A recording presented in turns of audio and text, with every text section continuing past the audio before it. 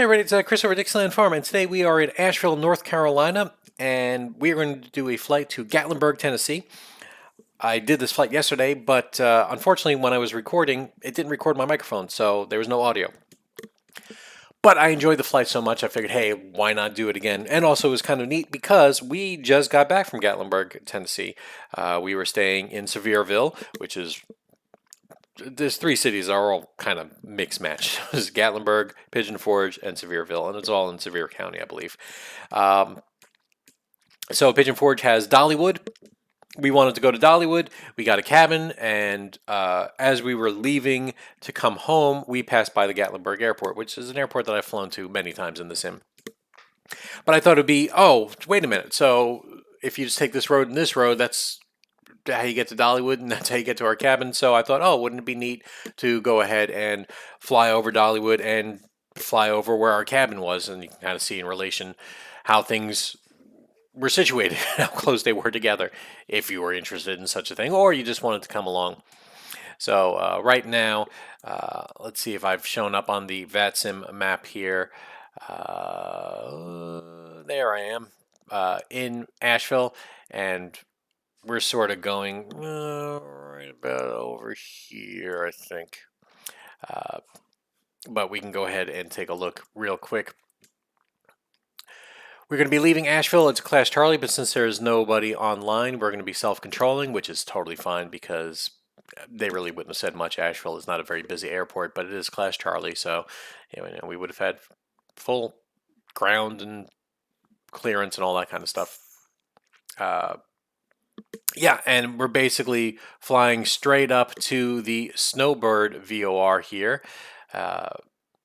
It's kind of nestled in between valleys, but I mean there definitely are ridges here. And you can see here is I-40 that would kind of snake its way up to roughly where a Snowbird is, and then follows off. But at Snowbird, as we nestle in through these mountains here, we're going to take the 284 radial, and once we take that 284 radial, you can see at 42 miles, there's Gatlinburg, and there's Sevierville, right? So right there. And then if we come down this road, which should be Veterans Boulevard, somewhere right around here should be Dollywood, and then somewhere right around here should be our cabin.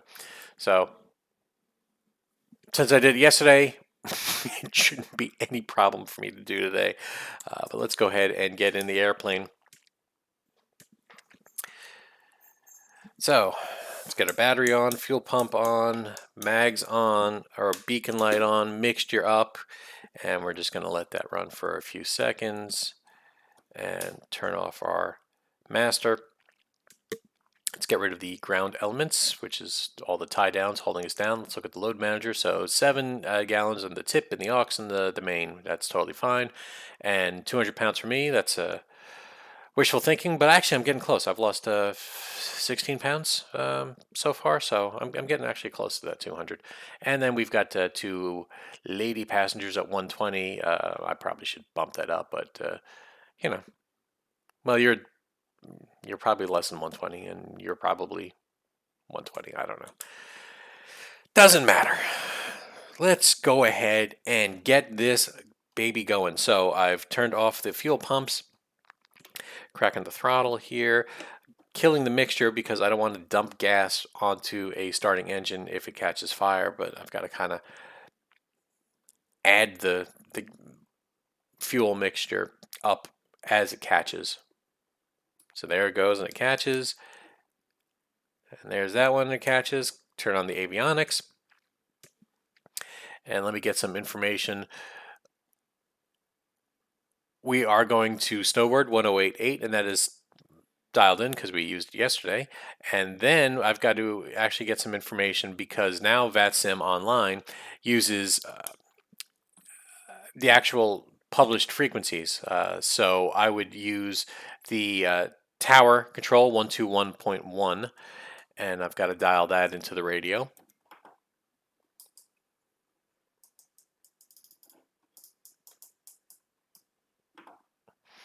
And I'm going to start squawking, and let's go ahead and get our weather information. No wind, clear, 3002. So let's dial in 3002. And that's roughly right. We're about 2150, I think, is the field elevation. Because there's no wind, we're going to be departing from runway 35. So that way we can go directly north. Pull up the map here. So basically making a left turn, following it down Alpha, and then there we go, runway 35. So let's go ahead and make our call, even though nobody's here. Asheville traffic, this is Twin Piper 5522 Lima. We'll be taxiing to runway 35 via Alpha, Asheville. All right, so, and test our brakes. Our brakes work. Great, so, gonna lean out the engine just slightly here. Let's get our nav lights on.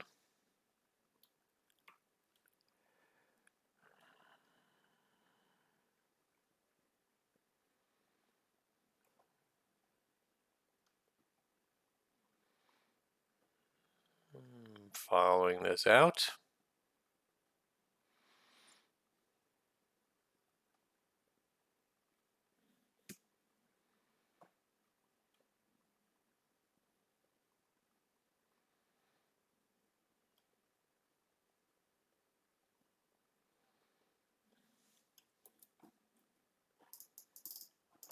Yep, doing too much at once here. Okay, look left, look right, we're good, and then also I'm going to hold it here. The one thing I'm trying to do is I'm trying to dial in which way should we go, because it doesn't matter how we get to Snowbird because we are VFR today. We just need to go directly to it. So I've dialed that in.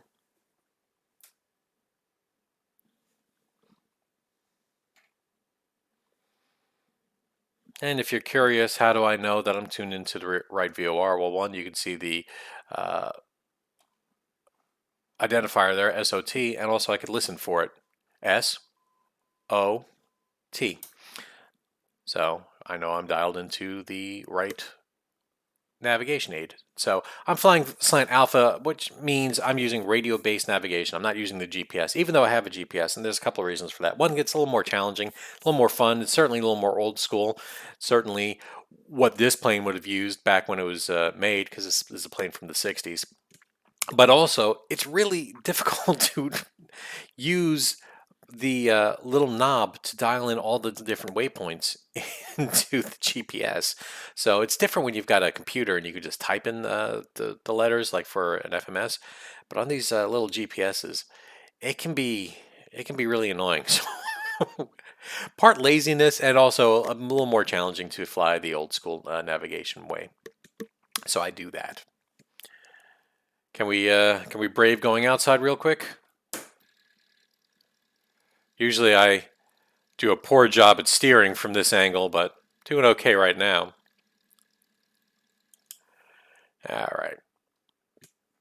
So what we're going to do is we're going to just kind of hold short and do a quick run up.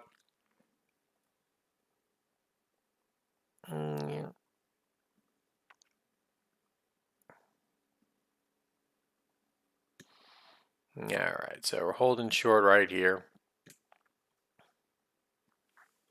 Get our brakes on.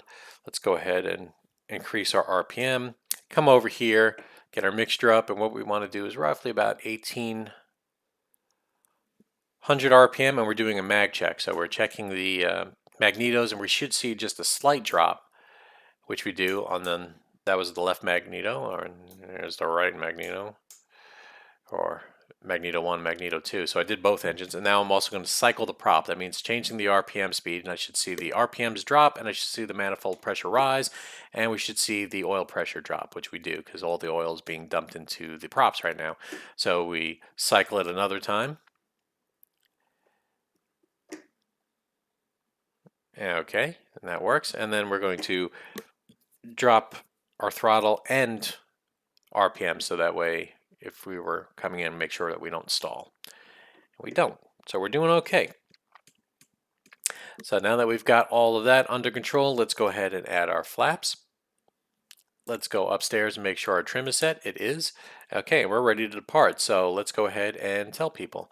Asheville traffic, this is Twin Piper 5522 Lima, departing runway 35, straight out, Asheville. Taking a look. Nobody's coming. Nobody's here. Nobody's usually here in the morning anyway, but nobody's here at Asheville anyway. But it's a shame. Look how neat those mountains are in the background. It's just a beautiful, beautiful area. It's so much fun to fly. So much fun to fly general aviation, but you can actually land regular airplanes here. I mean, they have commercial service. So, all right. So it says runway 35. So we got that confirmed. Let's go ahead and get our fuel pumps on and increase our throttle. It says it's no crosswind, but here we go. We're kind of being blown off a little bit to the side. All right, but there we go. All right, positive rate, gear up, and what that means is we are climbing, right? So on a single engine airplane, you may not want to get your gear right up because if there's something wrong, you can land in front of you. But with a twin engine airplane, you have to be above that red line speed, which you can see is right around 80 knots. And what that means is if you lose one engine, the airplane's going to be uncontrollable. So you have to get up to the quickest speed as you can. And by raising the gear, you can do that.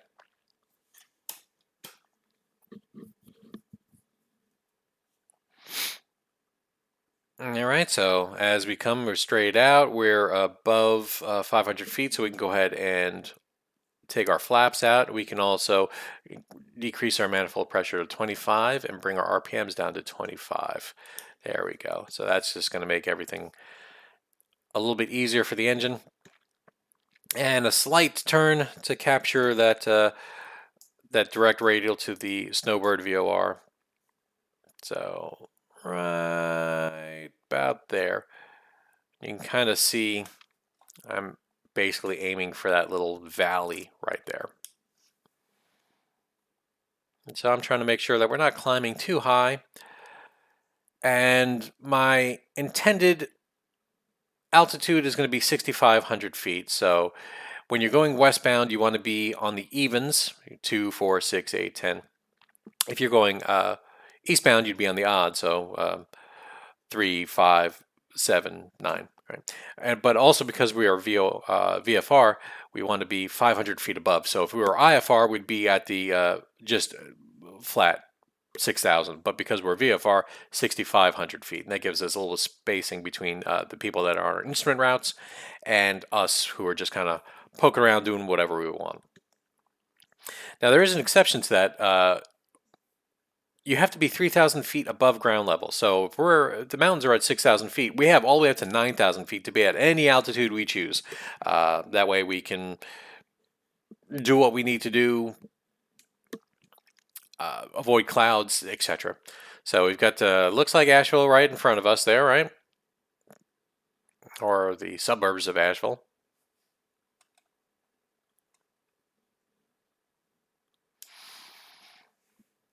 Let's take a look outside.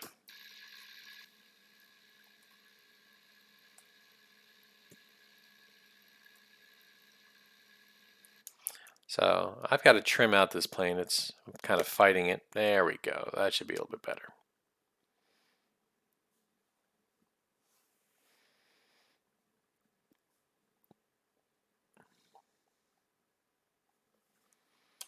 Plus this plane's got a little kind of a turn tendency. All right. So now that I'm up here, I'm going to hit prop sync. That's going to make sure that the RPMs of both engines kind of stay the same. And let's go head down and look at the fuel. I'm going to change it to the tip.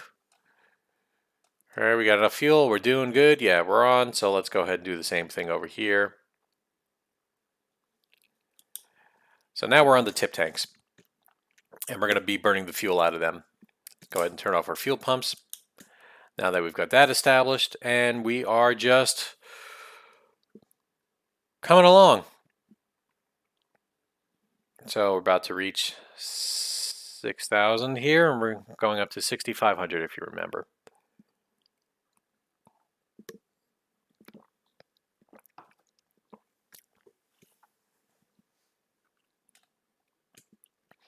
It says 4 degrees Celsius, but I'm going to go ahead and throw our pitot heat on just to make sure that we don't get any icing.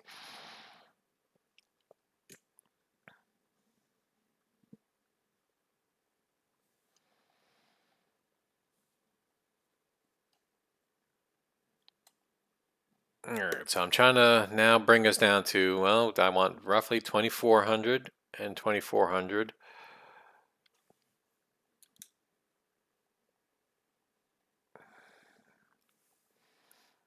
So that's usually called squared, right? So 24 squared. That's what you tend to do on these engines. The manifold pressure set for however many inches, and your RPMs are corresponding. So the RPMs, the reason why you decrease them is for fuel efficiency, uh, power, that kind of reasons. Also, less noise, right? So these aircraft, of course, get a little loud.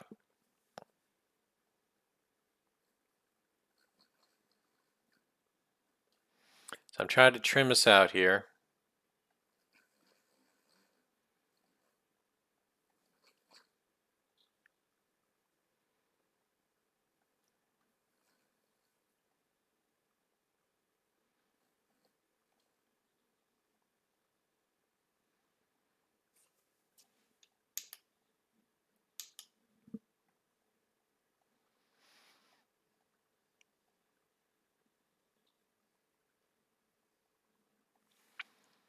So like I said, we are VFR. That means we're visual flight rules. We're looking around. We can pretty much do whatever we need to do. I'm going to assume that's I-40 underneath us.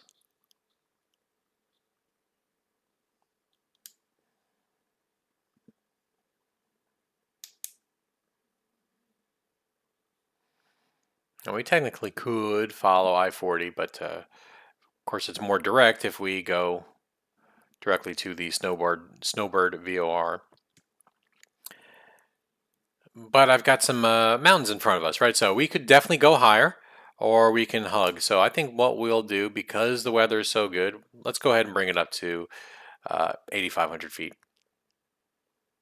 Now, technically, we don't have to because remember, it's 3,000 feet above ground. We can do whatever altitude we want. So we may want to just settle at 8,000 feet for a little bit and then we can pop down. We might even choose to do 7,500 feet and not go up too high because we do have just slight set of clouds over there that we've got to contend with. We are roughly 20 miles away from the VOR. How can I determine that? Well, there's the DME right there, and it's also here on the radio as well. You may have just seen some of these trees come into view. So we've got the satellite view ahead of us, but then XPlane will start adding the trees as needed as you come closer to them, because it doesn't do this as like one thing. It does each individual tree. So it's got to kind of remember where those trees are in relation to you. So that's a lot of trees to plot out. So it doesn't draw them all the way into the distance. Maybe one day they'll be able to figure out how to do that, but at the moment, this is the way it is.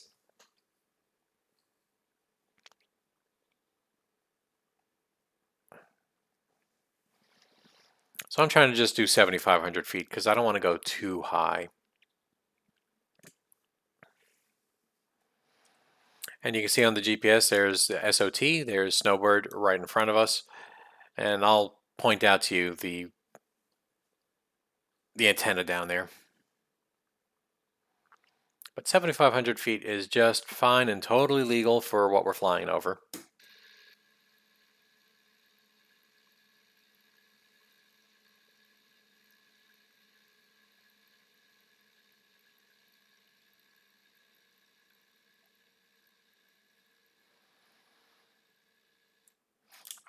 Oh, just to get that shot, huh? Yeah, let's get back on course.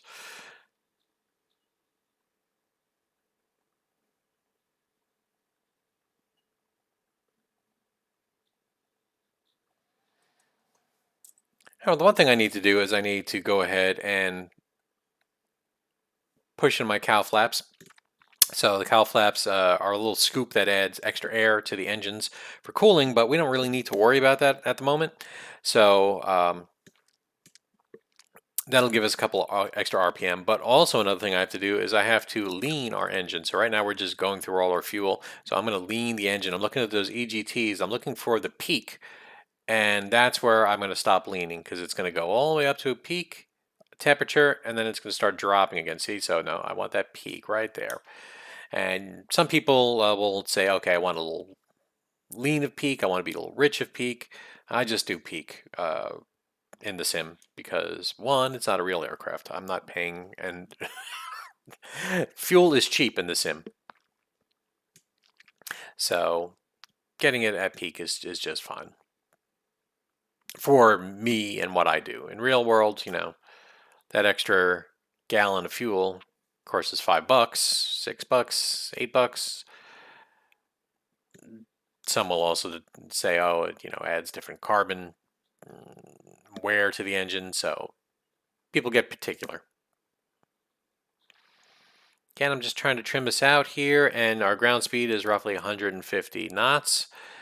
So because of that no wind, that kind of corresponds. We don't have a tailwind or headwind, so it roughly is the same there.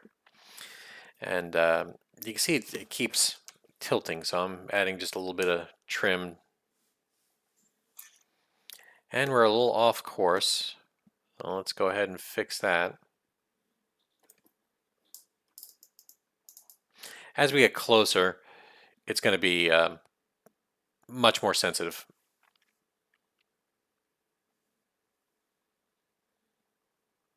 And then we're back on course here.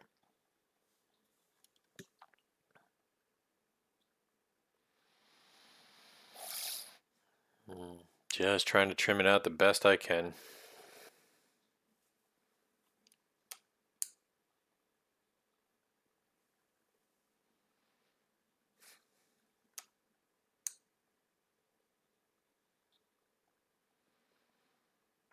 And by trimming it out, what I mean is I'm adding controls here to make it so that way I could take my hands off the yoke if I need to. So that way I'm not constantly having to fight the aircraft to stay at the altitude and attitude that I want.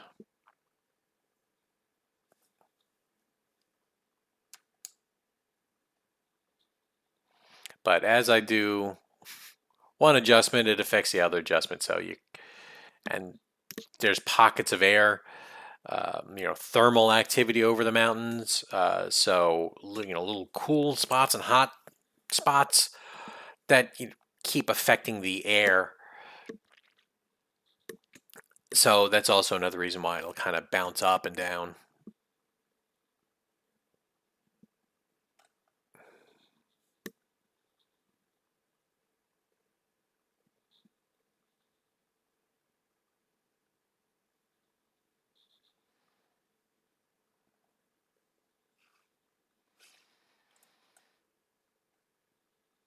So right there,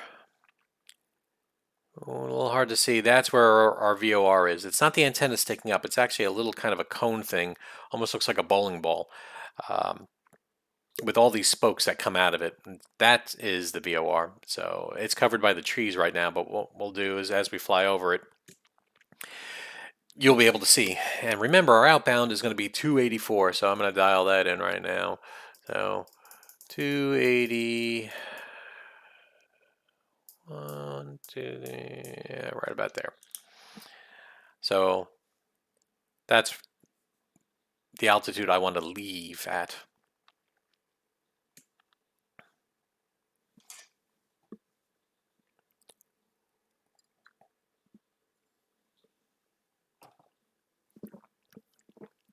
And bad pilot and getting used to this. Once you leave the area, you're supposed to go onto 122.8, but I know there's nobody on the area. And that's the advisory frequency, which used to be the frequency we would all use if there was no controller on, but yeah. Hopefully people are getting used to using these frequencies because it's a new thing. And I'm also dialing in what the Gatlinburg CTAF is, which is 123. So that's dialed in now. And you see right there on the ground, that's the VOR. I'm going to pitch down just slightly. That little kind of cone round thing. All right. So we're going to just be here at 7,000 feet.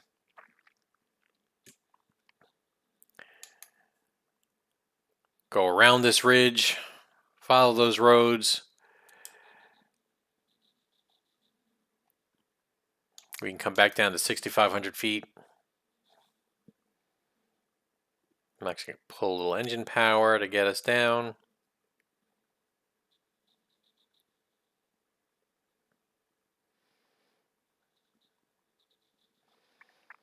So as we fly over the VOR, the needle is going to be, real sensitive, and it's what they call a cone of confusion. It's unreliable right at that point, but a mile or two out, it'll kind of snap back into place. So while it says we're wildly off 284, we're not. We're doing just fine. Plus, we're just using that as a reference. We're not really super concerned about being right on track. Following down to that ridge, following down to that area is basically Pigeon Forge.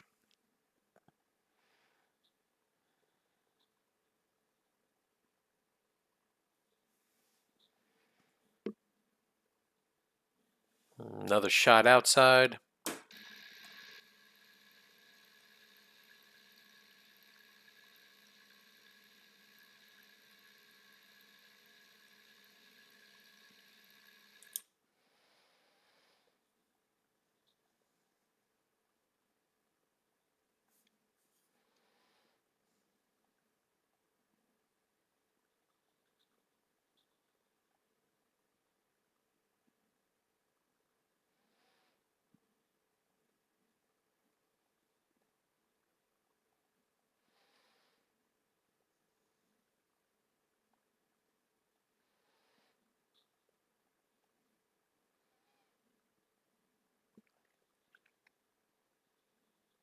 And actually, we can come, as long as we're kind of careful of that one mountain peak over there, we can come down to 4,500.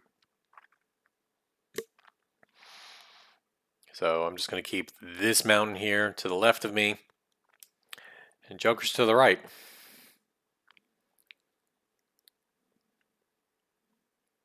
And that'll basically get us on our radial that we need.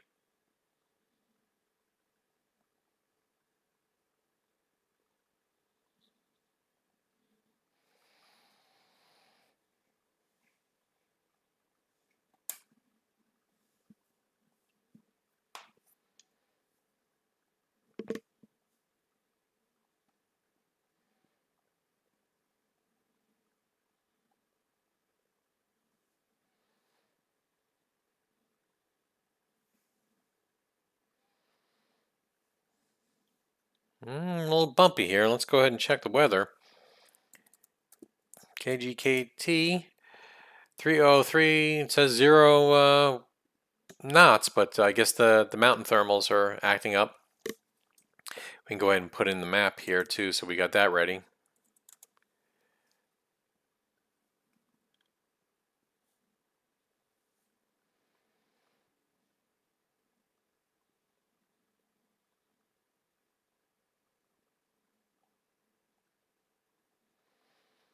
And we're just trying to come down at a leisurely 500 feet a minute.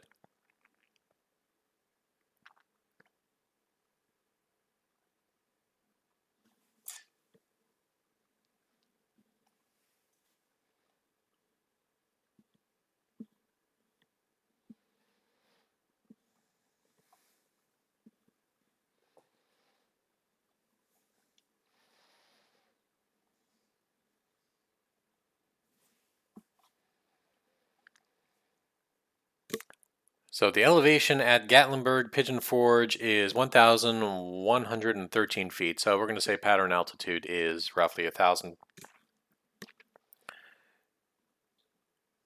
So that means we need to be down to 2,000.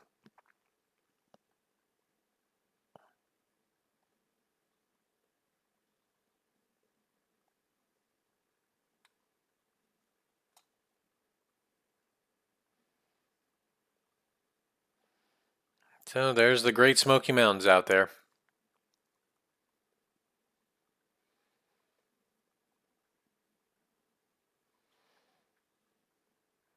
I am always amazed at XPlane at how gorgeous everything looks.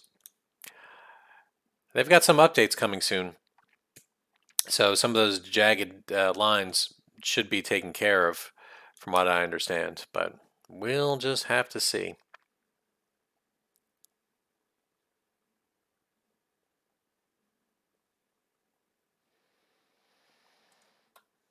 Oh, we got a little baby peak over there. We're going to just stay left of that, and then the airport should be kind of ahead of us, but I don't want to zoom in too much because, well, actually we can. It's right there. See? There's the airport. And then you see how the road right to the right of it goes and splits off? That's the road we want. So we're just going to keep our eyes out of the window now, since we know exactly what we're aiming at, and just focus on flying to that point, right? We don't need the navigation aids anymore. But of course, we always have the GPS right there kind of telling us, hey, there's the airport.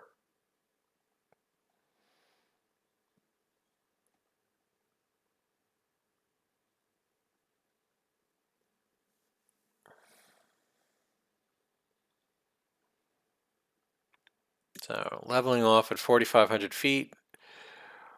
That way we're well above pattern altitude.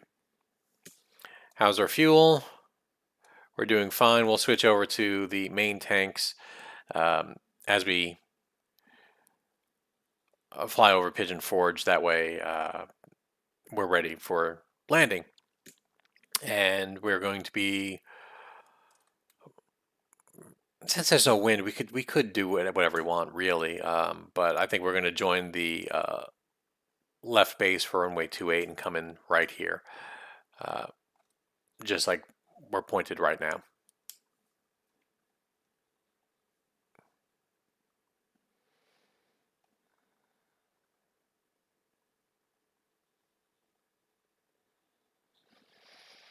Well, we might as well come down, I guess, down to 3,000 feet. So pattern altitude's 2,000 feet. We won't be in anyone's way, but this way we have less to worry about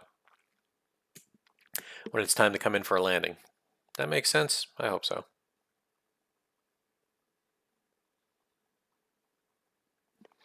And we might as well go ahead and get our landing light on right now and probably turn off our prop sync. That way we're kind of ahead of the game. I've yet to get this radar altitude going.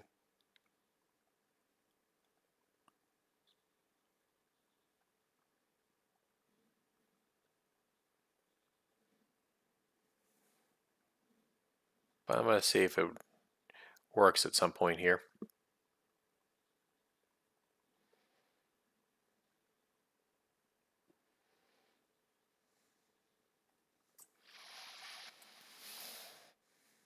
So the Gatlinburg Airport, and then down that way is Dollywood and Pigeon Forge, and also our cabin.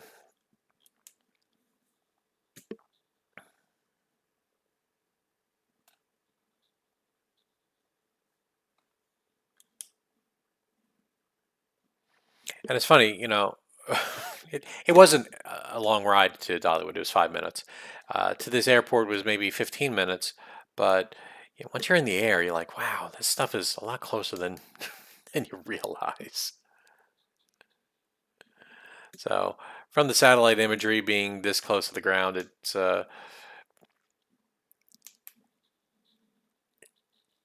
looks a little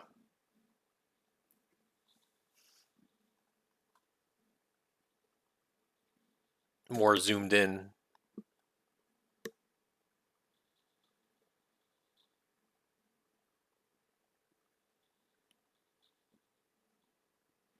Basically, over there on the wing there, you see the parking lot. That down there, that's the parking lot of Dollywood. And right in front of it, you know, slightly down is the water park and Dreammore Resort.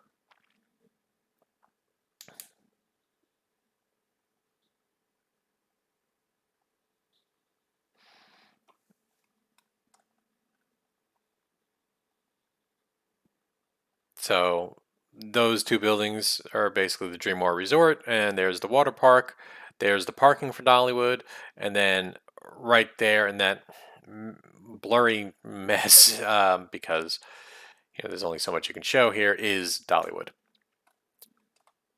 And most of the stuff was nestled in the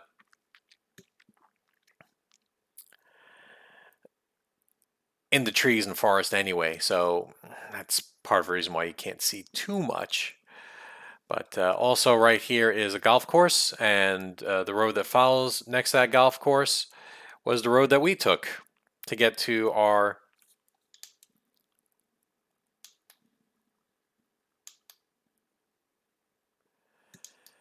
cabin. So I'm trying to slow down just slightly.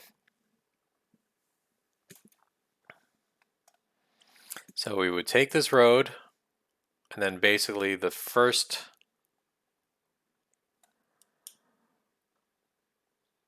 right from that golf course were our cabin. So there you go. There's Dollywood down there.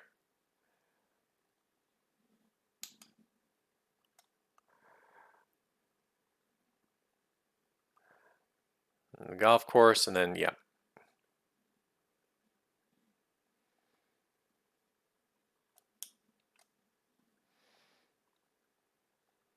Hard to show you, but right up there is our cabins. There's a little cluster. All right, so we've come down to basically pattern altitude here. We're flying over the cabins right now. Let's turn back around.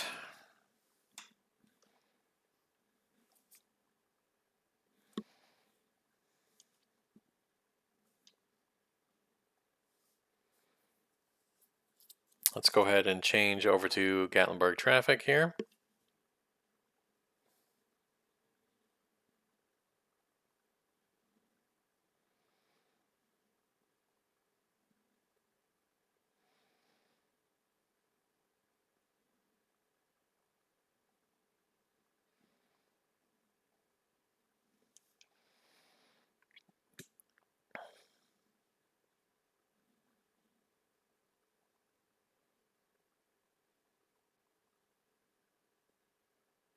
That is supposed to be the strip, which they just call the Parkway. So all the dinner shows and all that stuff, that's basically where all that is.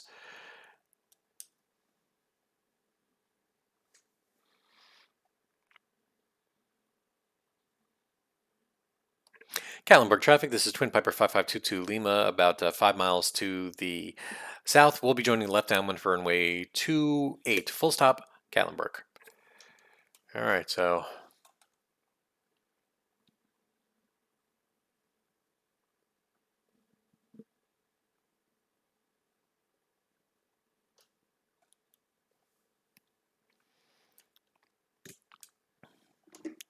let's get everything full forward onto the main tanks. All right, everything going.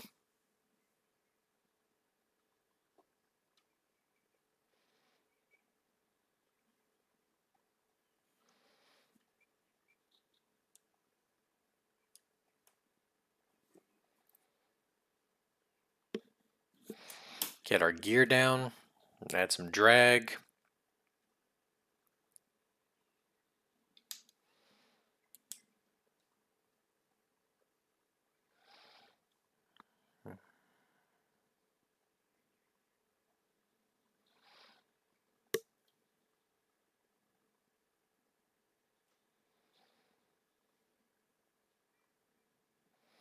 So we're joining the downwind here.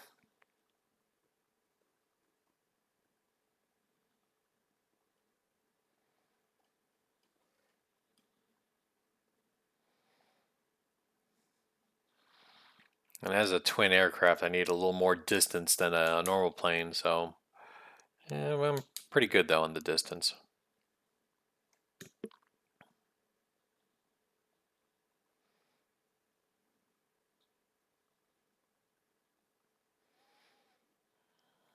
Pretty close to where you would be normally. So gears down, 3 green. Let's go ahead and add flaps. 1 Mississippi, 2 Mississippi, 3 Mississippi, and I'm kind of pushing down because normally it wants to balloon a little bit. All right. So I'm doing good.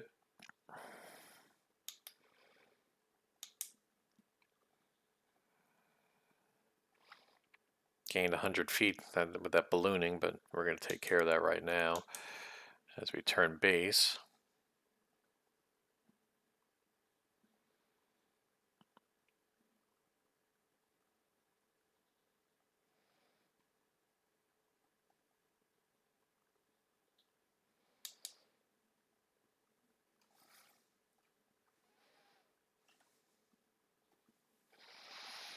So there's the runway just right after those trees.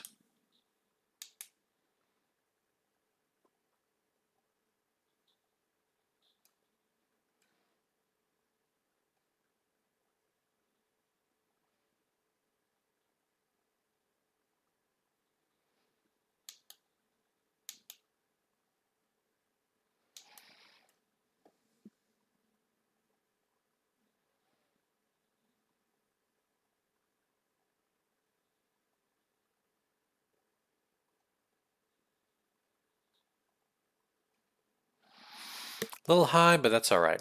Gatlinburg traffic, this is Twin Piper 5522 Lima on final for runway 28. Full stop, Gatlinburg. So, turned a little too early, that's fine, but you can see we're coming down also just fine. Yeah, we were able to save it. We're doing fine. All right.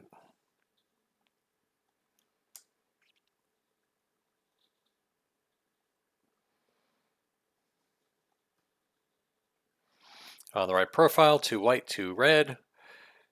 Lined up perfectly.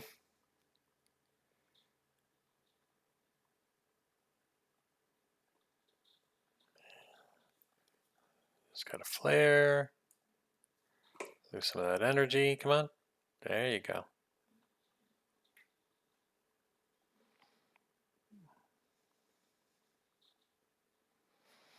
And now I'm just pulling the yoke all the way back a little bit, too much, to use that as dynamic braking. So that way the aircraft uses the brakes opposed to me slamming on the brakes, but now I just use some of the brakes.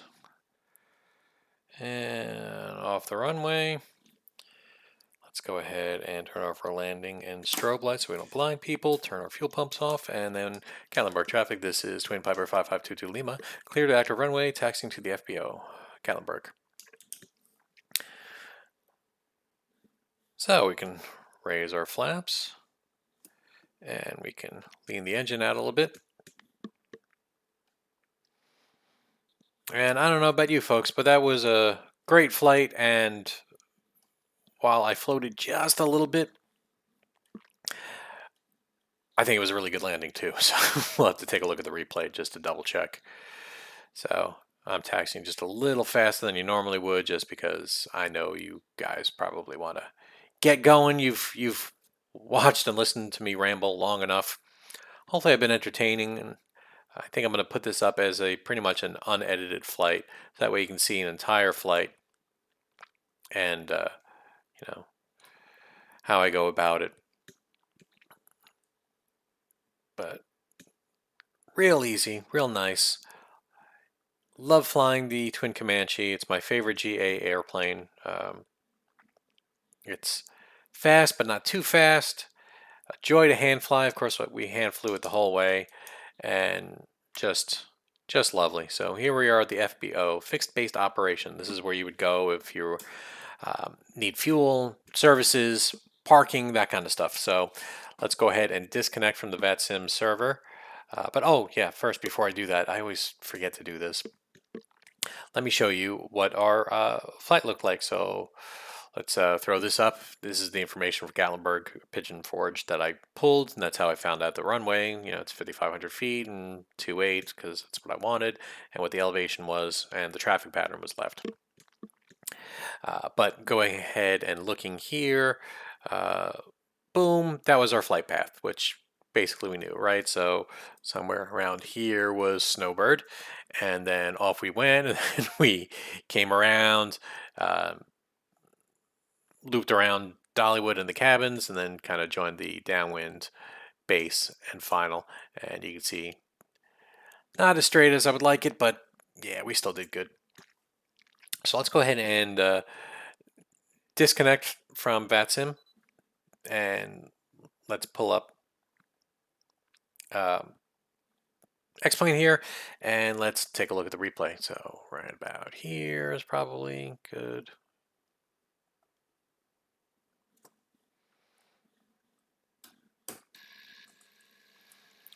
So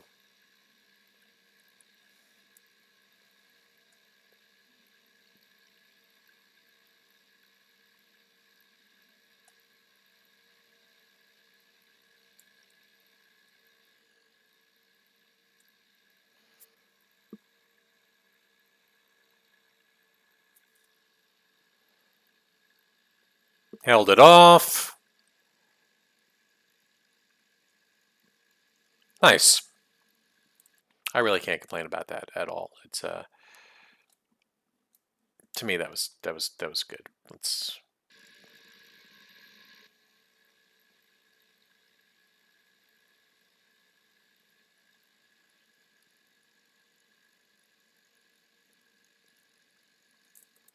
What do you guys think? Good landing? I think so, but let me know in the comments if you thought it was a poor landing. But here we are at Gatlinburg. Nice little shot there. Matter of fact, let me do a screenshot real quick. That might even be my thumbnail. Who knows? All right. Let's get this airplane taken care of. So we've got the pitot heat off. Let's go ahead and turn off our nav lights. Come over here and let's turn off the squawk. We don't need that anymore. And we are going to, normally, a real good pilot, I don't do this very often, is you would actually bring the RPM up and double check that the switches for the magnetos work, because you want to make sure that the plane can't accidentally be started having them energized. So we did that, and we're going to go ahead and cut our fuel, cut the magnetos, turn off our avionics, turn off our battery, turn off our beacon, and we are done. And let's go ahead outside and put on the ground effects, ground elements. So there you go. We're all locked up here. We're ready to get an Uber to Dollywood for the day. We'll get some fuel and have ourselves a grand old time, and never go on lightning rod. That is the scariest damn roller coaster I've ever been on in my life. We went back in time. We saw Jesus. We saw the dawn of man. It was just, my gosh. Oh. Anyway, thanks for everybody. Thanks so much for watching. Take care. Bye.